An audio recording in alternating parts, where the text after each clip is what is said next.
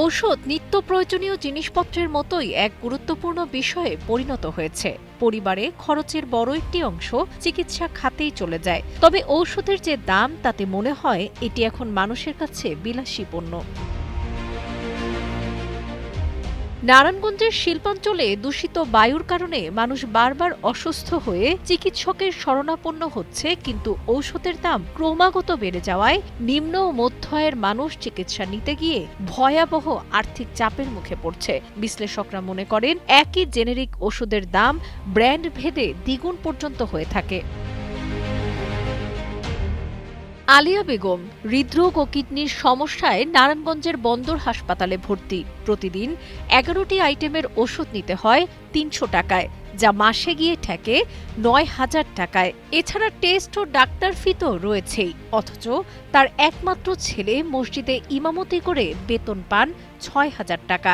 তিনি জানান, চিকিৎসা ব্যয় গত ৩ বছরে দ্বিগুণ হয়েছে। এমন অবস্থা চলতে থাকলে মৃত্যু ছাড়া কোনো উপায় নেই। আমার পায়ের সমস্যা আছে, কিডনি সমস্যা আছে, ডায়াবেটিস আছে, এরপরে আপনার রক্তশূন্যতা আছে, তারপরে আপনার হার্টের প্রবলেম আছে, হার্টের সমস্যা আছে।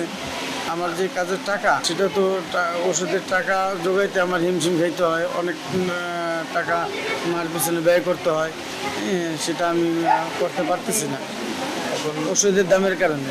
এখন মা তাই ফেলতেও পারতেছি না, আবার চাকরিতেও যাইতে পারতেছি না। চাকরিতেই যাবো না, মাকেই দেখবো না ছেলে মেয়েদেরকে দেখবো। ওষুধের দাম যদি সরকার একটু কমাইতো তাও অনেক ভালো হইতো। চিকিৎসা ব্যয় বৃদ্ধির ফলে সমাজ জীবনে আর্থিক, মানসিক ও স্বাস্থ্যগত ঝুঁকি যেমন বাড়ছে, পাশাপাশি চিকিৎসার খরচ মেটাতে ঋণ নেওয়া বা সম্পদ বিক্রি, অনিশ্চয়তা, হতাশা, অসম্পূর্ণ চিকিৎসায় রোগীর অবস্থা আরও জটিল হয়ে মৃত্যুর ঝুঁকি বাড়ছে, এমনটাই জানান রোগী ও রোগীর স্বজনেরা। কাম কাজ নাই তো, ওষুধ বলতে তো এখন ভিক্ষা করা ছাড়া কোনো উপায় নেই। কেউ তো ভিক্ষা করলেও দেয় না, এত বড় মানুষ আবার ভিক্ষা করেন কা। আমার থেকে আমার জন্য, আমি যে অসুস্থ, ৬ বছর ধরে পড়ে রয়েছি অপারেশনে, তা আমি ওষুধ কিনে তো খাইতে পারি না। এত দাম বাড়লে তো আমার কিছু করার নাই, আমার কে সাহায্য দিব?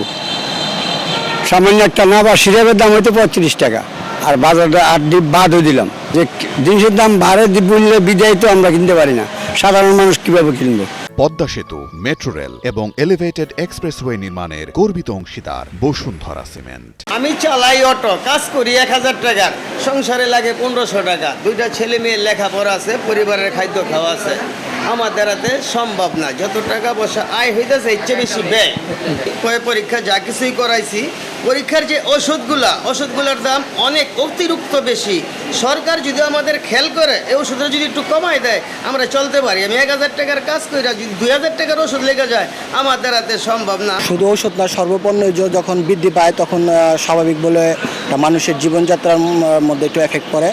কিন্তু আমরা সম্প্রতি লক্ষ্য করছি যে খুব দ্রুত গতিতে ওষুধের দাম বৃদ্ধি পাচ্ছে। যে আমরা ওষুধটা ১০ টাকা দিয়ে কিনতাম, সেটা হলো ১৫ টাকা, ১৫ থেকে হঠাৎ ২০ টাকা হয়ে গেল। কিন্তু এই ব্যাপারে সরকার বা যথাযথ কর্তৃপক্ষ কোনো পদক্ষেপ নিচ্ছে না।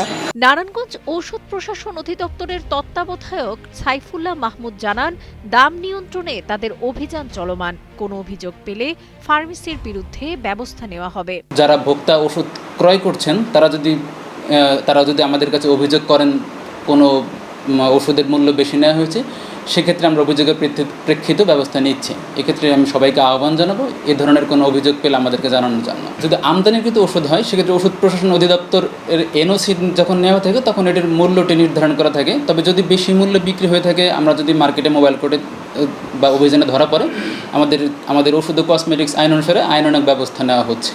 আমাদের তো বেশি মূল্যে বিক্রি হলে আমাদের মোবাইল কোর্টের জরিমানা, এছাড়া ম্যাজিস্ট্রেট কোর্টেও আমরা উপযুক্ত প্রমাণের প্রেক্ষিতে আমরা নিয়মিত মামলা দায়ের করব।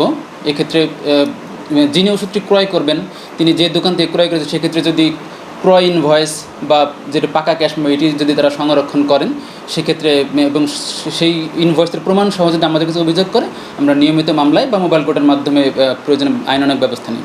জনগণকে স্বস্তিতে রাখার জন্য আমরা সর্বাত্মক চেষ্টা করছি। দেখুন, নারায়ণগঞ্জে আমাদের এখানে আমি একজন কর্মকর্তা থাকা সত্ত্বেও আমি ওই জেলা প্রশাসন এবং ওষুধ প্রশাসন প্রধান কার্যালয়ের তত্ত্বাবধানে সর্বাত্মক চেষ্টা করছি যে নারায়ণগঞ্জবাসীকে যাতে স্বস্তিতে রাখা যায়। ওষুধের চড়া মূল্য শুধু অর্থনৈতিক সমস্যা নয়, জনস্বাস্থ্য সংকটও। মানুষের জীবনে এর প্রভাব জন্ম থেকে মৃত্যু পর্যন্ত বিস্তৃত। সঠিক নীতি প্রয়োগ, বাজার মনিটরিং ও সরকারি সহায়তা ছাড়া এই সংকট কাটানো সম্ভব নয় বলেই মনে করছেন সংশ্লিষ্টরা। আব্দুল ওয়াহিদের পাঠানো তথ্যচিত্রে ডেস্ক রিপোর্ট, কালের কণ্ঠ।